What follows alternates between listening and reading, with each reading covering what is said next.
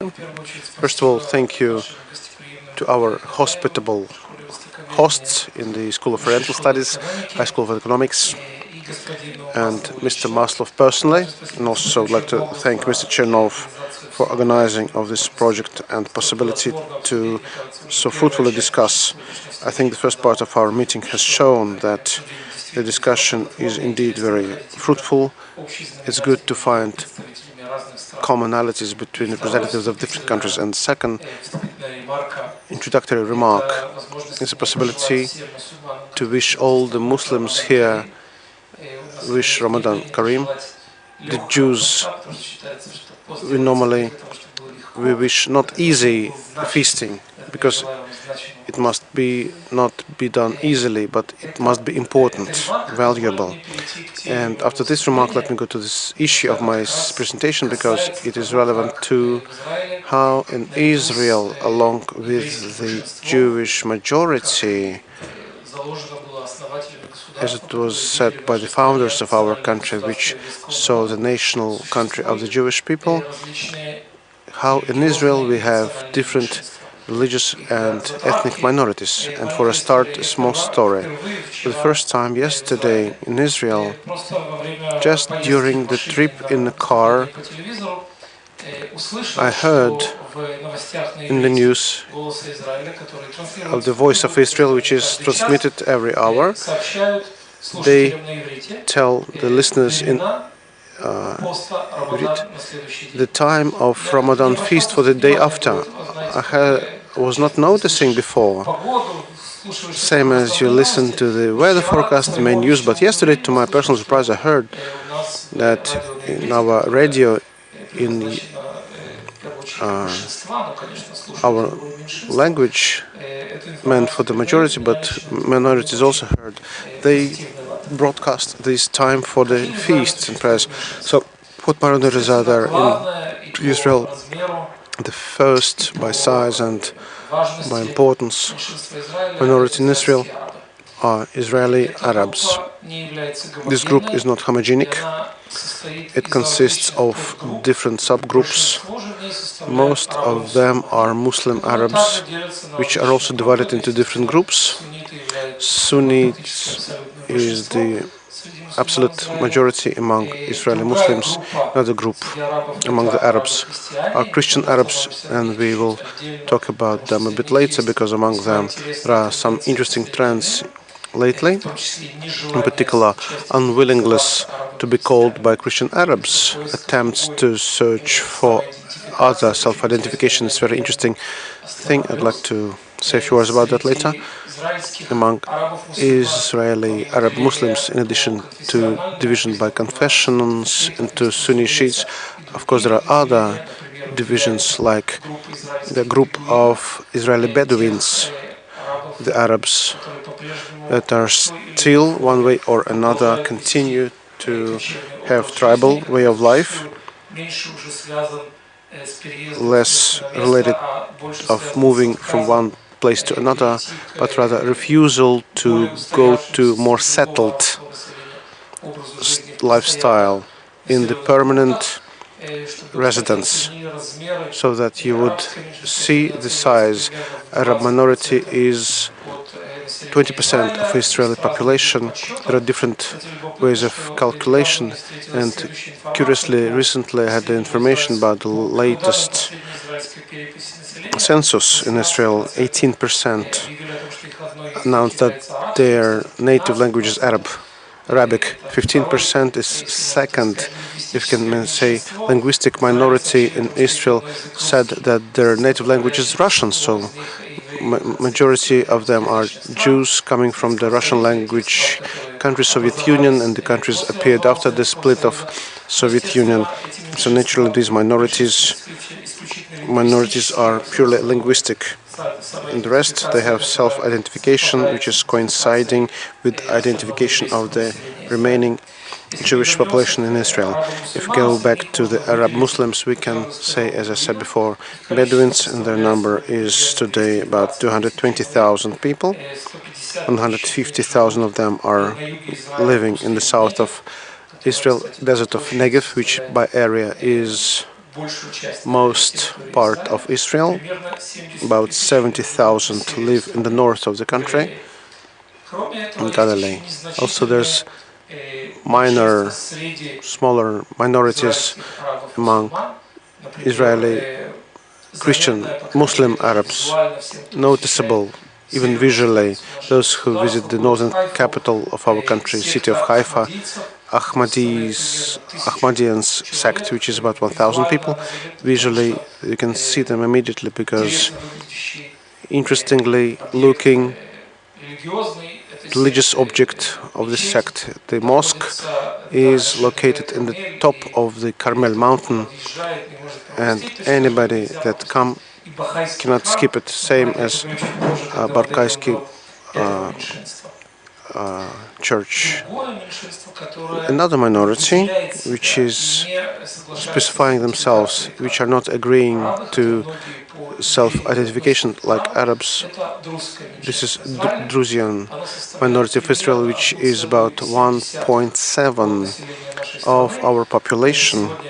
Today it's about 130,000 people, and this is the minority which you know in other neighboring Middle Eastern countries. And one of the specific features of Druzians is big loyalty to State of Israel. This trend was before actually Israel appeared in 1948. In particular, it's expressed in the fact that representatives of a Druze minority all have service in Israeli army. Most of them go to volunteers in most dangerous divisions. Most choose military career and reach quite high military positions and ranks. And in normal Druzian family, it's an indicator of a good tone when we bring together all the ranks. It's more than the chief of staff. Among the Druzes, these are Druzes of Holland Heights. These were under control of Israel after the results of 6 Days War, when Holland Heights moved from Syria to Israel in 1981. Israel formally covered its sovereignty to Holland Heights, gave the opportunity to Druses, accepted their wish to accept Israeli citizenship. During a long time, the number of Druses which were getting nationality voluntarily was quite small, and the reason was, first of all, uncertainty about the future of this territory, as many of them, and we are talking about the 4 villages, many of them foresee a certain scenario when Israel would skip these heights and give them back to Syria. In case of this scenario would get implemented, they would not expect bright future if before they would accept Israeli citizenship voluntarily. So after in Syria there was a civil war, and in parallel Israeli society had a strong majority which doesn't accept return of Holland Heights back to Syria. And that moment it was clear to all Israelis, in particular the inhabitants of Holland Heights, that this part of the land would be a part of Israel. Then a number of Druses that addressed Israel to get the nationality started to grow dramatically, and among them we see a process of so-called Israelization, when more and more they become similar to the brothers Druses living in other parts of Israel. Another minority that I would like to talk about are Cherkesses. We spoke with colleagues from Turkey in the corridors of our conference that the results, or rather a reason of appearing this minority, is related to the historic events, Russian conquest of Caucasus and following turmoil that was their unwillingness of Ottoman Empire to bring some of the refugees back to Ottoman Empire. That's why in Israel there are 2 Druze villages that currently exist. Sorry, Cherkess villages, not. First is Kani, another Kafr Kama for Israelis. It's interesting experience when they pass through these villages and they see the signs in written kvits, because this is the language or alphabet which Cherkesses are using. And many Jews that came back from Soviet Union immediately passing through these villages were surprised. How come Russian language? And then when they learned history, they found where it was coming from. There are just 4,000 of them in Israel. Same as Druzes. They are quite loyal to Jewish state. Among them also we have trends of full engagement into Israeli society through service in the army and other mechanisms that help minorities to feel the full-bodied part of Israel. And even Russian society could know the representative of his minority through football career, who plays in Russian club CSK before Kazan. So this element of Israeli society, small in our range, but any part of mosaic is very diverse, and we believe that if we lose one color in this color palette, it would be wrong. We could meet others outside of Israel, what we have this minority as well. Let's get back to those people who used to be called Christian Arabs, and very diverse composition of Israeli society. If we divide it by numbers, most relate themselves to the Greek Catholic Church. This is about 45,000 people. Second group by size are those who are relevant to the Orthodox Greek Church, 36,000 people. Latin denominations, 28,000 people are referring to, and very interesting thing, in other parts of Middle East, part of Arabs of Israel are Maronites. Among them, there is a thing which I mentioned before, the search of their own identity and return to those events and the history that happened before coming of Islam, coming of Arabs to most of part of Middle East, and attempt to find the roots as Arameans. At first it was quite modest in terms of numbers event, and furthermore Israeli officials do not know how to approach this, because at a certain stage there was a formal address from those who are still formally considered by Christian Arabs by majority, an address to Ministry of Internal Affairs, acknowledge new nationality as Arameans, and on a certain stage, not new because it was not existing 2,000 years ago, of course it was there, but because in Israeli list of nationalities, there was no such one before, an official list, I mean. So as a result, the Minister of Interior made a decision, he accepted this quite positive, to respect the wish of people who announce about their identification, and started to write those who wish as Arameans. This event started to gain momentum. On another hand, in parallel with the quantity growth, it meets opposition by part of Arabic society in Israel, in particular also because the people who position themselves as Arameans are going to be a part as Israeli community, society, service in the army, and one example is one of the leaders, a priest called Gabriel Nadav, which is servicing in one of the churches in Nazareth. He's not just facing negative treatment or attitude by most of the inhabitants of Nazareth, and among them most are Muslims.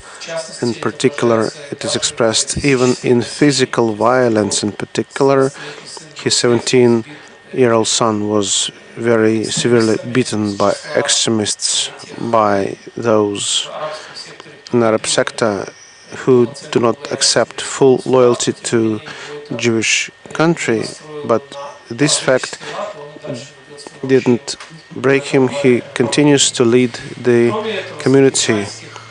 Also, among the Israeli Christian minority, if we go to the decreasing of the numbers, there are such minority as Copts of 2,000 people, Armenians 2,100 people, mainly in 3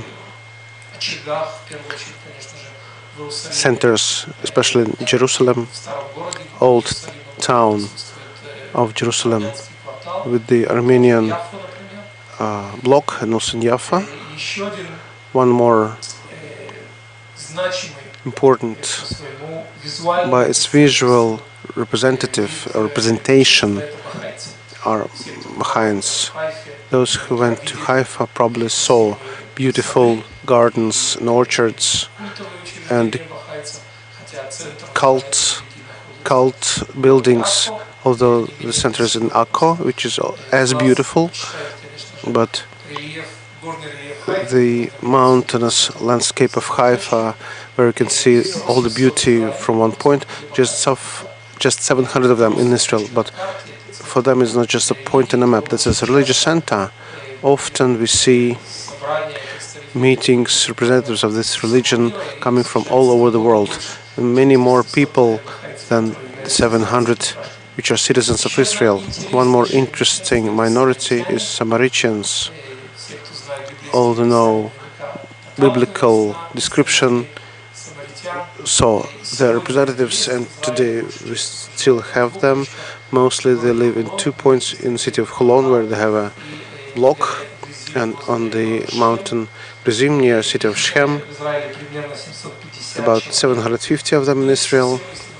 If you want to bring the element of historic irony in Israel there's one more minority that not many people know about it. 300 Vietnamese. Why them? Because according to the results of end of war between the northern and southern of Vietnam, there were substantial attempts of citizens of southern Vietnam to escape from the united country. In several cases, Israeli shipping vessels that were passing along the waters in Vietnam, performing regular trading mission, were picking up these people, and at that time Israeli Prime Minister Benjamin Begin made a decision which he considered very important and symbolic. We as a nation which was trying during the years of Holocaust get saved, but no country of the world wanted to give us a hand. We would not like to live alone the people facing death, and it was allowed for those refugees give a shelter in Israel. Still 300 of them live in Israel. Some parts moved, some to US, some even got back to Vietnam after the end of the Cold War, when the opposition between the blocs stopped being pressing, but yet still 300 Vietnamese still live in Israel. Some accepted Judaism, some follow their previous Protestant religion. After we finish this short quantitative overview, it's time to talk about the qualitative overview and see how Israel sees the future integration and full-bodied, peaceful coexistence within the country. And in parallel to that part of things, I'm going to tell you, I will not just limit myself to the very bright, full description and tell you what is a problem of Israel approach. If we take a look at all qualitative indicators, inevitable result is the fact that life of minorities in current Jewish country, flourishing Jewish country, is probably the optimal for every representative of these minorities, and better than in any other country of the region. It's relevant to such bright yet specific indicators as life. In December 2017, there were statistics data published which showed that the life of Arab Israel is longer than Arab lives in any other Arab country, which among Israeli Arabs is 79 years, maybe a few months more, but as of December 2017, 79 years, which is higher than in any other Middle Eastern Arabic country, including Arab Emirates and other flourishing countries. If we take a look at the access of Israeli Arabs to benefits, in particular financial benefits of the country, we see such a trend, which, softly speaking, among the part of the Jewish majority is not welcome, is that Arabs receive, by some data, 55%, by some other data, 60% of all the benefits paid by the Institute of National Insurance of Israel. We're talking about the benefits paid to the jobless, unemployed, those vacation, mother care after birth, childbirth, etc. Although they are about 20%, they have about 50%, by some other data about 60%. Some other data are relevant. I think there's a similarity in Russia. In Israel, people pay city tax. So for all the services that municipality gives us, whether cleaning of streets, planting trees, anyway, every family must pay a tax, and every city is different. It's set by the municipality. So interestingly, in the pure Arabic towns of Israel, there are 14% of population. Why 14, not 20? I was talking about 20% of Arab minority, because 6% are living in so-called mixed cities, where there are Jewish and Arab population, like Jerusalem, Jaffa, Haifa, etc. 14% live exclusively in the Arab-populated locations. And despite 14% of Israeli citizens living in those settlements, the total of the municipal tax accounts for 2% only of the overall municipality taxes collected in Israel, because most of them prefer not to pay this tax, despite using the proceeds from this tax payments for their own needs, these particular locations. And there is another figure as well. The locations where the tax collection is not sufficient are those locations are subsidized from the state budget, so that this municipality would have sufficient means to ensure decent life for residents. 38% of all municipality tax proceeds are actually transferred to the Arab settlements, which is much higher than Israeli population ratio. There are other examples of how, by means of so-called positive discrimination, which is about the preferred, by means of affirmative action,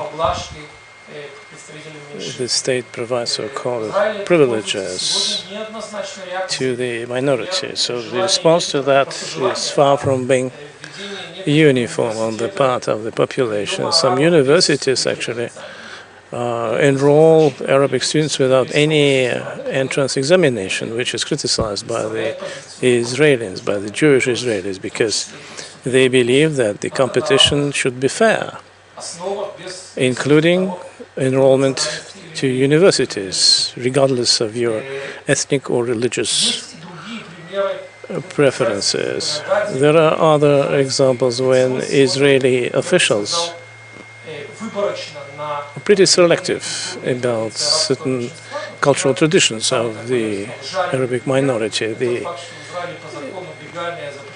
For instance, bigamic marriages are prohibited in Israel, similarly to most of the Christian and civilization and Western countries. Nevertheless, some Bedouin residents are pretty much in favor of this bigamic arrangements, and the state, and here I come to criticizing since I take it as a wrong approach on the government state. The state provides a privilege of not adhering to law with regards to this bigamic arrangements. For instance, actually, safety belts are not honored in many instances because they believe that it's not cool actually when a driver is just buckles up. So which results in the following: the mortality rate among Israeli Arabs caused by road accidents actually is very high. Of course, those who do not comply with the traffic rules are victims to these accidents and fatalities. It's just because our state is a bit careful, maybe too cautious, trying to avoid actually conflicts, do not insist on strict adherence to laws, which actually results in the following. Some population of the country believes that not everyone is equal in this country because somebody may not be forced to comply with law, and it might result in some sort of a lack of adherence to law in general, and it's exponentially growing. There is another example which is very common of Israel, for instance, this illegal construction additions to houses. For instance, if somebody tries to add a balcony or something to an apartment, so not later than in an hour, an inspector will come and penalize residents. Everybody understands that everyone should comply with laws, but in the Arab sector, violation of construction rules is just very common. Given all that, I would probably aim my criticism at my state when it is not very demanding in terms of enforcing laws vis-à-vis all the members of the society. If the state were more consistent, I am sure that the Arabic part of the population would have to follow the rules, similar to others. Nevertheless, a positive part about this equilibrium is that there is no attempt to impose on the ethnic minorities to give up their traditions and to force them to be assimilated. On the contrary, our general approach is as follows. We remember when we were a minority, we didn't want anyone to force us forget our religion and our tradition. That's why, remembering that, we offer the minorities such a privilege, and actually we do not hinder any religious practices. On the contrary, we'd rather restrict the Jewish tradition other than any others. And the Haram al-Shari, which everybody is aware of, this is the place for Muslims praying only, although there are no democratic laws which would prohibit Christians to pray there. But the Israeli government, being cautious of the painful reaction on the Islamic world, prefers to restrict application of democratic rights as far as representatives of other religions are concerned, for whom this location is also sacred, and they provide exceptional preferred rights to Muslims. And one of the aspects of the Israeli politics about not imposing assimilation is Israel stimulates learning Arabic language. For instance, there was Academy of Arabic Language established in Israel. So in the principal position about the Arabic languages, when they have 3 years when the Israeli girls or boys have to run the military term, so Arabs are not obliged it. In my opinion, it's wrong, it's not correct, because we do not want them to be in the army where they could find their brother directly or indirectly on the other side of the front line. But they have to pay their duty to the society, to the country, serving the civil service term. And in my opinion, Israel should be consistent about providing equal rights and equal responsibilities, and every ethnic group should make its contribution. Since I mentioned the army, I think there is a positive trend, as I believe, when there are more and more Muslim Arabs actually serve their military term, which is not very easy for them, because very often when they get back to their villages, they experience some very unpleasant attitude on the part of some of the neighbors, but nevertheless the trend is on the rise, and more Israeli Arabs do understand that if we have to live together, whether it is faith or almighty, it depends on how you take it, but if we have to be together, we will be together while exercising our responsibilities with regards to the society. Not only rights, but responsibilities as well. I would also like to mention that Israel very often experiences some attacks on the international arena when some countries are very critical, to put it mildly, but sometimes it's just a very aggressive attack when it is stated that Israel exercises the policy of apartheid, and the Arabs are like second to third grade people in Israel. I think that it's very easy actually to undermine such allegations, just providing statistics, when we can show them that it doesn't matter who you are. So Arab could be a member of the Supreme Court, and the likelihood of this is much higher than if we compare it with a minority in any other country. And another thing is that the Israeli Arabs practically do not leave the country. And we are an open country. Anyone is willing to go away if he or she wants to. And we would observe an exodus of Arabs. But on the contrary, we see something opposite to that. There is no single adjacent Arabic country where there are attempts when people try to actually enter Israel. It is one of the challenges for our security, because there are very many attempts to enter the country by means of fake marriages as well, when people try to get the citizenship by striking a false marriage.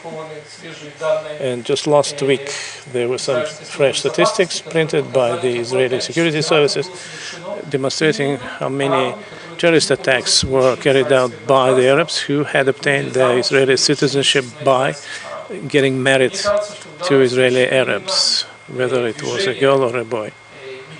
I think that the migration trend in the Arabic world, when there are some attempts, numerous attempts, when the Arabs are trying to migrate to Israel from their countries, just shows better than any other arguments that Arabic population of Israel and other countries actually are pretty well aware of what the Arabic population in Israel experience. This is it. If you have any questions, I would be happy to answer them. Thank you very much.